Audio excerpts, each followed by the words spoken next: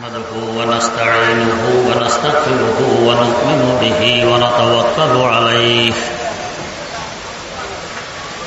ونعوذ بالله من شرور أنفسنا ومن سيئات أعمالنا من يهده الله فلا مضل له ومن يضلله فلا هادي له ونشهد أن لا إله إلا الله وحده لا شريك له ونشهد أن سيدنا ونبينا ومولانا محمدا عبده ورسوله أرسله بالحق بشيرا ونذيرا وداعيا إلى الله بإذنه وسراجا منيرا صلى الله تعالى عليه وعلى آله وأصحابه وسلم تسليما كثيرا كثيرا أما بعد فأعوذ بالله من الشيطان الرجيم بسم الله الرحمن الرحيم قد أفلح من زكاها وقد خاب من دساها صدق الله مولانا العظيم اللهم صل على سيدنا محمد وعلى آل سيدنا محمد كما صليت على سيدنا إبراهيم وعلى آل سيدنا إبراهيم إنك حميد مجيد اللهم بارك على سيدنا محمد وعلى آل سيدنا محمد كما باركت على سيدنا إبراهيم وعلى آل سيدنا إبراهيم إنك حميد مجيد এমন কোন মানুষ নেই যে সফল কাম হতে না চায়। আমি ব্যর্থ হই এই চাহিদা কারণ নেই, কিন্তু কোন পথে চললে কি কাজ করলে সফলতা আসবে আমাদের ক্ষুদ্র বিবেক এবং জ্ঞান দ্বারা ওই কাজ এবং ওই পথ চয়ন করা সম্ভব নয়। আমরা কেউ কেউ ধারণা করি স্বাস্থ্য যদি আমার ভালো থাকে তাহলে আমি সফল কাম হতে পারব। এমনকি বিভিন্ন জায়গায় লেখাও দেখি স্বাস্থ্যই সকল সুখের মূল। কথাটি যদি সত্য হয় এবং সঠিক হয়, ধরুন মসজিদে দুইজন জুতা চোর ধরা পড়েছে, একজনের স্বাস্থ্য ভালো আর একজনের স্বাস্থ্য ভালো নয়। কিলঘুষি কে বেশি খাবে? যার স্বাস্থ্য ভালো হোক। তো স্বাস্থ্য সকল সুখের মূল যদি হয় তো ও কেন কিলঘুষি বেশি খায়? কিলঘুষি কি সুখের কারণ না দুঃখের কারণ? তো স্বাস্থ্যই তো তাকে বেশি কিলঘুষি খাওয়াইল। তাহলে বোঝা গেছে স্বাস্থ্য সকল সুখের মূল, কথাটি ঠিক নয়। আবার কারো ধারণা অর্থ সম্পদ কামাই করতে পারলেই আমি সফল কাম, তাই রাত দিন 24 ঘন্টা এক কিনার করে অর্থের পিছনে দৌড়ছি। এই ধারণাটিও সঠিক নয়। কারণ সফলতা আর ব্যর্থতা কাকে বলে? সফলতা বলা হয় কাঙ্ক্ষিত বস্তু হাতে আসার পর স্থায়ীভাবে ধরে রাখতে পারা হলো সফলতা। কাঙ্ক্ষিত বস্তু হাতে আসেনি অথবা এসেছে কিন্তু ধরে রাখতে পারেনি, এটাকে বলে ব্যর্থতা। যেমন ধরুন মাছ মারতে গেলেন নদীতে, একটি বিশাল বোয়াল মাছ পেয়ে আঞ্জা করে ধরে নদীর পাড়ে নিয়ে এসেছেন। মনের আনন্দে লাফালাফি আরম্ভ করে দিয়েছেন, দেখো কত বড় মাছ পেয়ে গেছি। বোয়ালেরা তো চক্ষু আছে, আপনাকে লাফালাফি করতে দেখে তারও লাফ দেওয়ার কথা মনে পড়ে গেছে। জোরে সোরে এক লাফ মেরেছে, আবার পৌঁছে গেছে নদীতে। বলুন তো এটা সফলতা না ব্যর্থতা? ব্যর্থতা, বরং যে মোটেও পাইনি তার থেকে আপনার ব্যর্থতা আরো মারাত্মক। ও এই পরিমাণ আফসোস করবে না যে পরিমাণ আফসোস আপনি করবেন। এবারে আসুন বুঝার চেষ্টা করি, অর্থ সম্পদ যদি আমি কামাই করতেও পারি, এই সম্পদকে স্থায়ীভাবে আমার কাছে রেখে দিতে পারবো? হয়তো সম্পদ আমাকে পথের ফকির বানিয়ে আরেকজনের কাছে চলে যাবে, অথবা সম্পদের পাহাড় আপন জায়গায় রেখে আমি কবর দেশে চলে যাব। এই দুই অবস্থা থেকে তো খালি নয়। তাই বুজুর্গান দিন বলেন, ये तुम्हारे माल दौलत ये तेरा शाही महल, ये तुम्हारे माल दौलत ये तेरा शाही महल, या वो तुझको छोड़ देगा या उसे छोड़ेगा तू। অতএব অর্থ সম্পদ কামাই করতে পারা এটাও সফলতা নয়। আবার কারো ধারণা ক্ষমতা অর্জন করতে পারলে, ক্ষমতা ধরে রাখতে পারলে সফলতা আসবে, এই ধারণাও সঠিক নয়। আমরা আমাদের এই ক্ষুদ্র জীবনে দেখেছি, আজকে আমি ক্ষমতায় তো কালকে জেলখানায়, আজকে ক্ষমতায় কালকে ফাঁসির কাস্টে ঝুলছি। এই ক্ষমতায় তো আমাকে ওখানে নিয়ে গেছে, ক্ষমতা না থাকলে হয়তো ওখানে যাওয়া লাগতো না। তো বোঝা গেছে এটাও সফলতা নয়। তাহলে সফলতা কোন পথে, কোন কাজে? আমাদের ক্ষুদ্র বিবেক এবং জ্ঞান দিয়ে সেই কাজ, সেই পথ চয়ন করা সম্ভব নয়। বিধায় আমাদের আল্লাহ মেহেরবানি করে সে রাস্তা, সে পথটি দেখাই দিলেন। আল্লাহ পাক বলেন, কদ আফলাহা মান যাক্কাহা, যে ব্যক্তি আত্মাকে শুদ্ধ করতে পেরেছে সে সফল কাম। ওয়া কদ খাবা মান দাসসাহা, যে আত্মাকে কলুষিত করেছে সে ব্যর্থ। আত্মাকে শুদ্ধ করতে পারা এটা সফলতা, আর শুদ্ধ করতে না পারা এটা ব্যর্থতা। চরমনার এই সিলসিলার মহৎ কাজ, গুরুত্বপূর্ণ কাজ আত্মশুদ্ধি। তাই দেখা গেছে একজন ডাকাত, চাঁদাবাজ, মস্তান চরমনায় সিলসিলার সাথে জুড়ে অল্প কিছুদিনের মধ্যে দেখা গেছে এখন সে মসজিদে মস্তানি আর করে না। এখন তার মাথায় পাগড়ি, মস্তান মার্কা চুল নেই। এখন তার গায়ে জুব্বা, সুন্নতি লেবাস। এখন সে জিকির আজকার করে এই সিলসিলার বক্তা। তো আত্মশুদ্ধি এটাই হলো সফলতার মূল রাস্তা। আর আত্মাকে শুদ্ধ করতে পারলাম না, এটা হলো ব্যর্থতার রাস্তা। তো আত্মাকে শুদ্ধ কিভাবে করব? যারা এই রাস্তার পারদর্শী তারাই বলতে পারেন কিভাবে সহজে আত্মাকে শুদ্ধ করা যায়। এই রাস্তার একজন পারদর্শী শেখ ফরিদউদ্দিন আত্তার রাহিমাহুল্লাহ আত্মা শুদ্ধ করার একটি প্রেসক্রিপশন তিনি দিয়ে গেলেন। তার প্রসিদ্ধতম কিতাব পান্দে নামায় আত্মার মধ্যে তিনি লিখতেছেন, নফসে রাখোশ তন বায়াদ বাসে চিজ চৌবগোয়ম ইয়াদগি রসায় আজিজ নেজারে খামোশিও শমশের জোর খঞ্জরে তনহাইও তরকে হুজুর।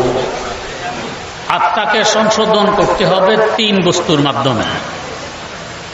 এক নম্বর, নেজায়ে খামোশি, চুপ থাকার বল্লম দিয়ে আত্মাকে সংশোধন করা লাগে।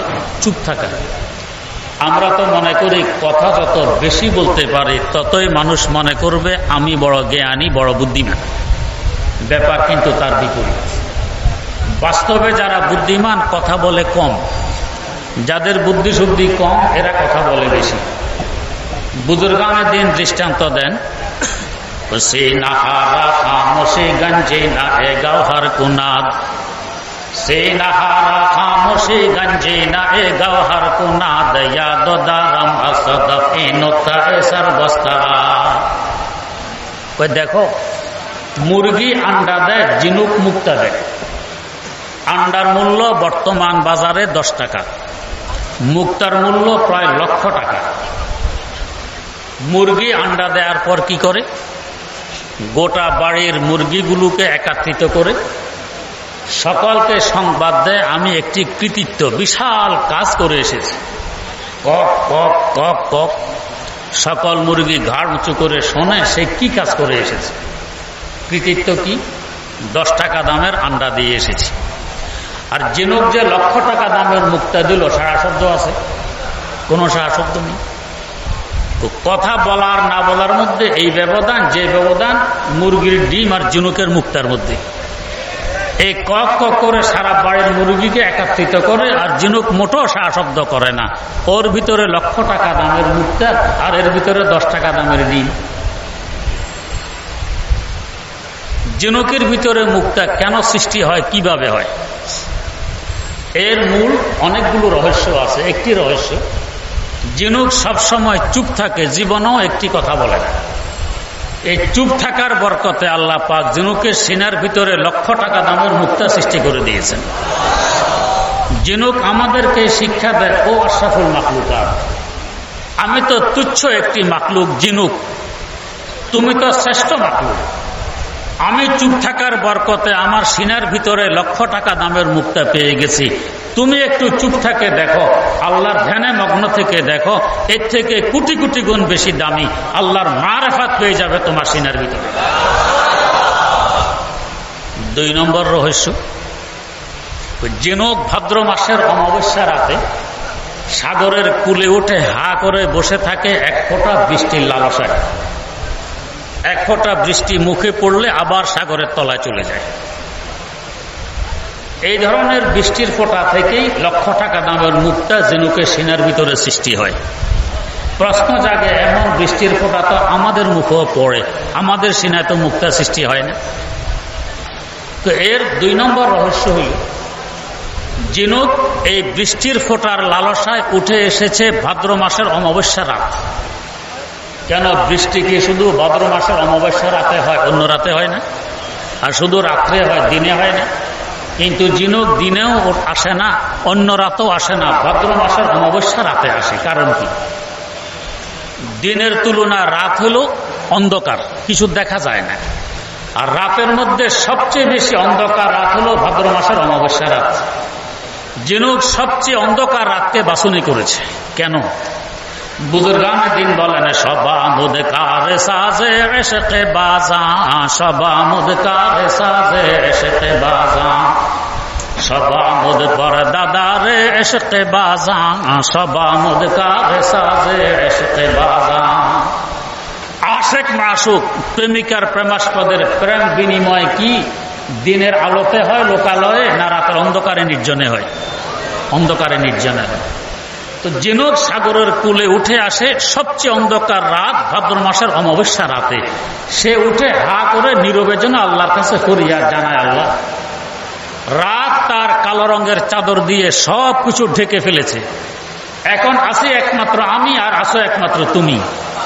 আল্লাহ, আমার অন্তরে তোমার মহব্বত আর ভালোবাসা কি পরিমাণ আছে, কুদরতি চোখ দিয়ে একটা নজর দেখে নাও। আল্লাহ পাক খুশি হয়ে এই মহব্বতের কারণে তার সিনার ভিতরে এক ফোঁটা বৃষ্টির মাধ্যমে লক্ষ টাকা দামের মুক্তা সৃষ্টি করে দিয়েছে। ঝিনুক থেকে আমরা এই শিক্ষা গ্রহণ করতে পারি যে যদি আমি আমার সিনাকে দামি বানাইতে চাই, আমার মালিকের সাথে যোগাযোগ স্থাপন করে, মাসুকের সাথে যোগাযোগ স্থাপন করে অন্ধকার রাতে একটু উঠতে হবে। তো অতীব গভীর হয় রজনী যখন, অতীব গভীর হয় রজনী যখন, উঠিয়া বিভোর নাম জপিও তখন। রাত্রে ওঠো, আল্লাহ রাব্বুল আলামিনের সাথে যোগাযোগ স্থাপন করো। কুতবে বক্তা হযরত কারি ইব্রাহিম রাহমাতুল্লাহ আলাইহি আমাদের কুমিল্লা জেলার লাকসাম থানার পশ্চিম পার্শ্বে একটি বিশাল দিঘি, নাগেশ্বর দিঘি। দিঘির পূর্ব পাড় পাহাড়ের ন্যায় উঁচা অগোর জঙ্গল। দিনের বেলায় মানুষ এখানে ভয় আসে না। আল্লাহর কুতুব রাতকে রাতে জঙ্গলে কাটাই দিতেন। একদিন জিজ্ঞেস করা হলো, হুজুর, যেখানে দিনের বেলায় মানুষ ভয় আসে না, আপনি অন্ধকার রাত গভীর জঙ্গলায় কাটান, আপনার কি ভয় ভীতি নেই?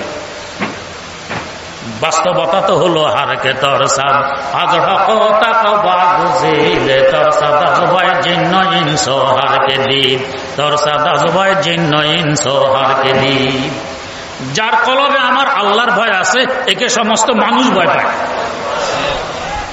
আল্লাহর কুতুব বাস্তব অর্থে আমার আল্লাহর আশেক ছিলেন, প্রেমিক ছিলেন, তাই প্রেম মার্কা জবাব দিলেন। বাংলা এবং ফার্সিকে সংমিশ্রণ করে জবাব দিলেন।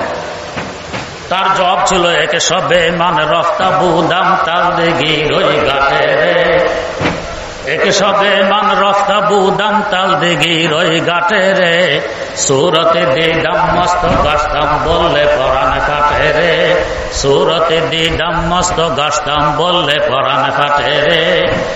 ও প্রশ্নকারী, আমি যখন গভীর রাত অগর জঙ্গলায় ঢুকি, দুনিয়া থাকে তখন ঘুমে বিভোর, আমি দুনিয়া থেকে পৃথক আলোক থলক হয়ে থাকি সজাগ, আর আমার মাসুদ থাকেন সজাগ। দুই সজাগে যোগাযোগে স্থাপন করে যখন কথাবার্তা শুরু হয়, আল্লাহ আল্লাহ আল্লাহ আল্লাহ আল্লাহ আল্লাহ আল্লাহ আল্লাহ আল্লাহ আল্লাহ আল্লাহ আল্লাহ আল্লাহ, তখন সুরতে দিদাম মস্ত গাছতাম বললে পরাণ কাটে রে। এমন একটি সুরতার আকৃতি আমার সামনে ভেসে ওঠে, ব্যাখ্যা দিতে গেলে ইব্রাহিম প্রাণ ফেটে মারা যাবে। যে জঙ্গলায় ইব্রাহিম আছে, সাথে ইব্রাহিমের খোদা আছেন, সেখানে কিসের ভয়, কিসের ভীতি? অন্ধকার রাত, জিনুক আল্লাহ রাব্বুল আলামিনের সাথে মহব্বতার প্রেম বিনিময় করার বরকতে লক্ষ টাকা দামের মুক্তি পেয়ে গেছে। আমরা তার থেকে শিক্ষা গ্রহণ করে অন্ধকার রাতে উঠে আমার আল্লাহর সাথে কিছু যোগাযোগ স্থাপন করে ডাকাডাকি করি, এর থেকে কোটি কোটি গুণ বেশি দামি আমার আল্লাহর মারেফাত আমার কলবে জন্ম। 3 নম্বর রহস্য, জিনুক সাগরের কূলে উঠে হা করে বসে থাকে। হা করে বসা মাত্রই কি বৃষ্টি হওয়া আবশ্যক? সাথে সাথে হতে পারে, 1 ঘন্টা পরেও পারে, 1 দিন পরেও পারে, সপ্তাহ পরে পারে, মাস পরে পারে, বছর পরে পারে, যুগ পরে পারে, এক করণ পরেও তো পারে। করণ মানে 100 বছর। পৃথিবীর বহু জায়গা আছে শত শত বছর বৃষ্টি হয়, কিন্তু জিনুক যে হা করলো তার সবর এবং ধৈর্যের মধ্যে কোনো রকমের ঘাটতি আসে না। হাকিম সোনাই রহমতুল্লাহ আলাইহি বলেন, রোজে হাবা ইয়াদ কাশিদান ইন্তজারে বেশুমার, তাকে দরজাও ফেসদ বারা শাওয়াদুরে আদান, তাকে দরজাও ফেসদ বারা শাওয়াদুরে আদান। কতকাল, কত মাস, কত বছর জিনুককে অপেক্ষা করতে হয়েছে, জিনুক জানে, জিনুকের খোদায় জানে। এই সবর আর অপেক্ষার বরকতে আল্লাহ পাক তার সিনের ভিতরে লক্ষ টাকা দামের মুক্তা সৃষ্টি করে দিয়েছেন। জিনুক থেকে আমরা 3 নম্বরে শিক্ষা পাই, ও আশরাফুল মাখলুকাত, তোমরাও সবর ধরো, দললে আল্লাহকে তোমার সিনে পেয়ে যাবে। আমার আল্লাহর ঘোষণা, ইন্নাল্লাহা মা'আস সাবিরিন, আল্লাহ পাক ধৈর্যশীলদের সাথে থাকে। 4 নম্বর রহস্য, যে বৃষ্টির ফোঁটা জিনুকের মুখের ভিতরে পড়ে বন্দি জীবন যাপন করেছে, এই বৃষ্টির ফোঁটা মুক্তায় পরিণত হয়ে গেছে। আর যে বৃষ্টির ফোঁটা সাগরে পড়েছে স্বাধীন, ওই বৃষ্টির ফোঁটা তো মুক্তা হয়নি। তার মানে ডক্টর ইকবাল মরহুমের ভাষায়, আগোশে সদফ জিসকে নসিবো মে नहीं है, আগোশে সদফ জিসকে নসিবো মে नहीं है, वो कतरा निसा को भी बनता नहीं गौहर, वो कतरा निसा को भी बनता नहीं गौहर। জিনুকের কাছে এই বৃষ্টির ফোঁটা সোপর্দ করে দিল, যে আমি এখন তোমার সোপর্দ, তুমি যা করো তাই আমি হতে পারব। এর বরকতে এই ফোঁটা লক্ষ টাকা দামের মুক্তায় পরিণত হয়েছে। আমরা শিক্ষা গ্রহণ করি, আমিও যদি দামি হতে চাই, এমন একজন আল্লাহওয়ালার হাতে হাত দিয়ে নিজকে নিজে সোপর্দ করে দিতে হবে। ও আল্লাহ বলি, আপনি যেভাবে পরামর্শ দিবেন, যেভাবে পরিচালনা করবেন, আমি সেই পরামর্শ অনুযায়ী সেভাবে পরিচালিত হব। দেখবেন দাম কত বাড়ে। মেহেন্দি পাতার বস্তার ভিতরে যদি আমাকে ঢুকিয়ে মুখ বন্ধ করে রাখুন, 1 সপ্তাহ পরে মুখ খুললে কি আমার শরীরে রং ধরবে? কিন্তু পাতায় রেখে ফুটা দিয়ে বসার পর যখন পাতা নিজের অস্তিত্ব বিলীন করে দিয়েছে, এখন দেখবেন রং আসতেছে। ঠিক তেমনি ভাবে তুমি একজন আল্লাহওয়ালার জুতা সোজা করে নিজের অস্তিত্ব তার সামনে বিলীন করে দাও, দেখবে রঙে ধরবে, তুমি একজন আল্লাহর ওলি হয়ে যাবে, তোমার সিনাও দামি হয়ে যাবে, জিনুকের মুক্তার থেকে লক্ষ কোটি গুণ বেশি দাম। 5 নম্বর রহস্য, জিনুক সাগরের কূলে বসে থাকে, লোকালয়ে আসে না। বৃষ্টি কি শুধু সাগরের কূলে হয়, লোকালয়ে তো হয়? কেন আসে না? সাগরের ভিতরে থাকে পানি। পানি নরম না শক্ত? নরম। পান করার জন্য চিবানোর প্রয়োজন পড়ে না, গিললে পেটে চলে যায়, নরম। তো নরমের কাছে থাকলে কলব নরম হয়, শক্তের কাছে গেলে কলবও শক্ত হয়। আগের যুগে গ্রামে একজন মানুষ মারা গেলে পুরা গ্রামে শোকের ছায়া নেমে আসত। আর এখন কত মানুষ সামনে মারা যাচ্ছে, অনুভূতিও আসে না কি করতেছে। কেন এত ব্যবহার? আগে মানুষ কাঁচা ঘরে বসবাস করতো, নরম ঘরে, তাই কলব হইতো নরম। এখন পাকা ঘরে বসবাস করে, শক্ত ঘর, কলব হয়ে গেছে শক্ত। নরমের কাছে গেলে কলব নরম হয়, আর নরম কলবে সহজে আমার আল্লাহ পাওয়া যায়। তো পানি হইল নরম, জিনুক নরমের কাছে বসে থাকে। তাই বুজুর্গান দিন মাঝে মধ্যে মুরিদকে সবক দেন, কিছু সময় পানিতে গিয়ে থাকো, সাগরের কূলে, নদীর কূলে, নৌকায় করে পানিতে। চরমনার এত ভয় সারা দুনিয়ায় ছড়িয়ে পড়ছে, তার একটা কারণ কিন্তু চতুর্দিকে পানি, চতুর্দিকে নরম। এখানে কলব নরম হয়, যার কারণে সহজে আল্লাহ পাওয়া যায়। তো জিনুক তার কলব নরম করার বরকতে 1 ফোঁটা বৃষ্টির মাধ্যমে লক্ষ টাকা দামের মুক্তা পেয়ে গেছে। শিক্ষা দেও আশরাফুল মাখলুকাত, তুমি এক নরম কলবওয়ালার কাছে যাও, তার সান্নিধ্য এখতিয়ার করো, তোমার কলব নরম হবে, সহজে এই কলবে আল্লাহ দন্না দিবে, আল্লাহ পাওয়া যাবে। কলব নরম হও, আমার আল্লাহর বড় রহমত। আল্লাহ পাক কোরআনে কারিমে বলতেছেন, ওয়া বিমা রাহমাতিন মিনাল্লাহি লিনতা লাহুম, ও নবী, আপনি যে আপনার উম্মতের জন্য নরম, এটা আমি আল্লাহর বড় রহমত। ওয়ালা কুনতা ফাজ্জান গালিজাল কলবি লানফাজ্জু মিন হাওলি, যদি আপনার অন্তর শক্ত হতো, লোকেরা আপনাকে ছেড়ে চলে যেত, হেদায়েত এভাবে প্রচার প্রসার লাভ করতে পারত না। তো নরম হওয়া আমার আল্লাহর রহমত। জিনুক নরম হওয়ার জন্য ওই সাগর কূলে বসে আছে।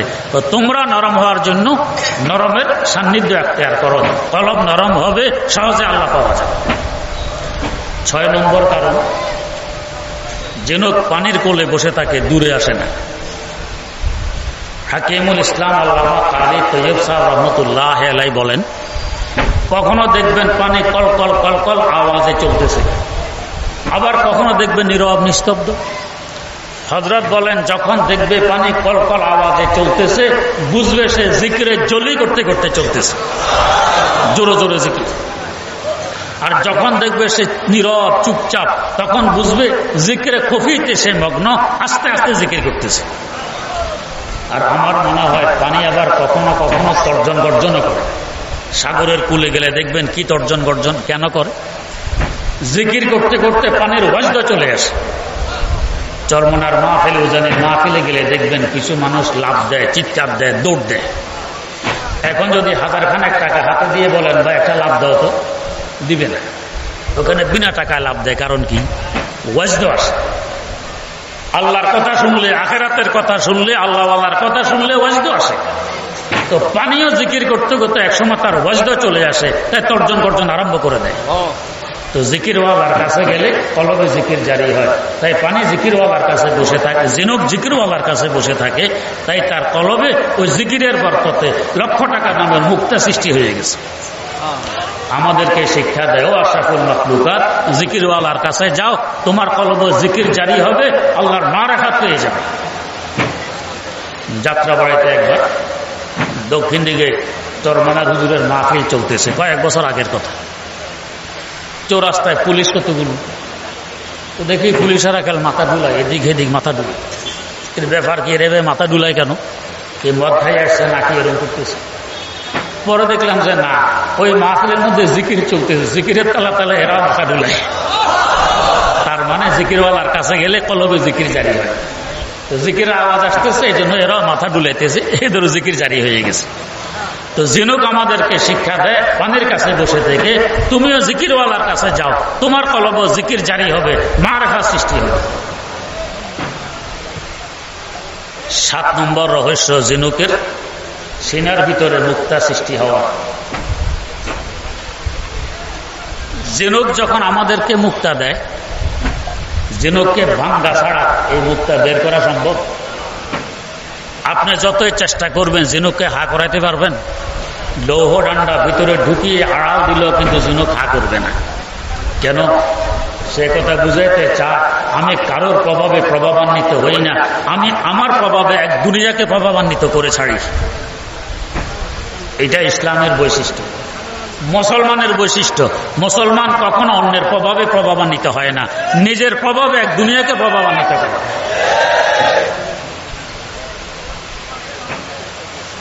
আজ আমাদের এই দুরবস্থা কেন?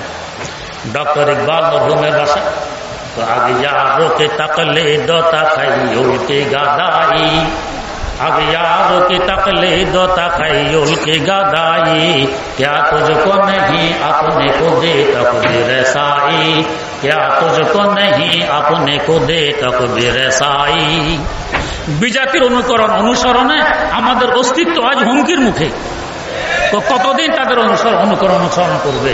নিজের অস্তিত্ব নিয়ে একটু সামনে বাড়ো, দেখবে বিজাতি তোমার অনুকরণ করতে বাধ্য থাকবে। তো জিনুক অন্যের প্রভাবে প্রভাবান্বিত হয় না, যতই চেষ্টা করুক না কেন সে মুখ খুলবে না।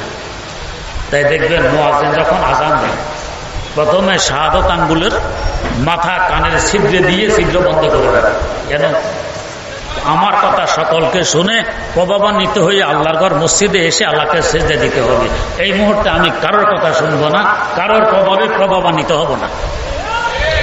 এটা তো আল্লাহুম্মা রাব্বা হাযিহি দাওয়াতি তাম্মা, পরিপূর্ণ দাওয়াতের বৈশিষ্ট্য কি? আরেকজনকে প্রভাবান্বিত করো, তুমি প্রভাবান্বিত হইও না।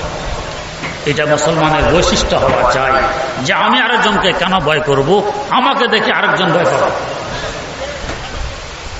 8 নম্বর রহস্য, জিনুকের ভিতরে মুক্তা সৃষ্টি হওয়া। জিনুককে ভাঙ্গা ছাড়া মুক্তা বের করতে পারবেন না। তার মানে আপনাকে আমাকে উপকৃত করার লক্ষ্যে সে নিজকে নিজে মিটিয়ে দিন, বিলীন করুন। মুক্তা বের করার পর সে আর জিন্দা থাকতে পারবে না, সে মারা যাবে। তো যদি কিছু হতে চাও, আগে নিজকে নিজে মিটাইয়ে দাও। मिटा दो अपनी हस्ती को अगर कुछ मर्तबा चाहो, मिटा दो अपनी हस्ती को अगर कुछ मर्तबा चाहो, के दाना खाक में मिलकर गुलो गुलजार बनता है। কিছু যদি হতে চাও আগে মিটাও। আল্লাহর কুতুব হযরত মাওলানা ইসহাক রহমাতুল্লাহ আলাইহি, উজানির কুতুব হযরত ইব্রাহিম রহমাতুল্লাহ আলাইহির খেদমতে এসে নিজকে কি পরিমাণ মিটাইছেন তাকে গিয়ে জিজ্ঞেস করুন। যার বরকত আল্লাহ পাক চমকাই দিয়েছেন, লক্ষ লক্ষ মানুষ তার উসিলা হেদায়েত পেয়ে গেছে। তো আগে মিটাইতে হবে, তারপর যাই কিছু হওয়া যাবে। তো জিনুক মিসকিনি যে মিটাই দেওয়ার বরকতে আজ কিতাবের পাতায় জিনুকের আলোচনা। জিনুক না মিটাইলে তার আলোচনা কিতাবের পাতায় আসতে। তো শিক্ষা দেয়, ও আশরাফুল মাখলুকাত, তুমিও তোমাকে মিটাই দাও। 9 নম্বর রহস্য, জিনুকের ভিতরে লক্ষ টাকা দামের মুক্তা সৃষ্টি হওয়া। জিনুক সাগরের কুলে উঠে যেন ফরিয়াদ করে, আল্লাহ যদিও আমার বাস সাগরে, হা করলে সাগরের পানি দিয়ে আমার পেট বোঝাই হয়, কিন্তু আল্লাহ সাগর গায়রুল্লাহ, আমি গায়রুল্লাহর মুখাপেক্ষী নই, আমি সরাসরি তোমার রহমতের ভিখারি। আল্লাহ যে পর্যন্ত 1 ফোঁটা রহমতের বৃষ্টি আমার মুখে না দিবে আমি সাগরে ফিরে যাব না। আল্লাহ পাক খুশি হয়ে গেলেন যে যিনি গায়রুল্লাহর অমুখাপেক্ষী হয়ে আমার রহমতের ভিখারি হওয়ার বরকতে 1 ফোঁটা বৃষ্টির মাধ্যমে তোর সিনার ভিতরে লক্ষ টাকা দামের মুক্তা সৃষ্টি করে দিলাম। শিক্ষা দেয়, ও আশরাফুল মাখলুকাত, গায়রুল্লাহর মুখাপেক্ষী হইও না, আল্লাহর মুখাপেক্ষী হও, দেখবে তোমার দাম কত বাড়ে।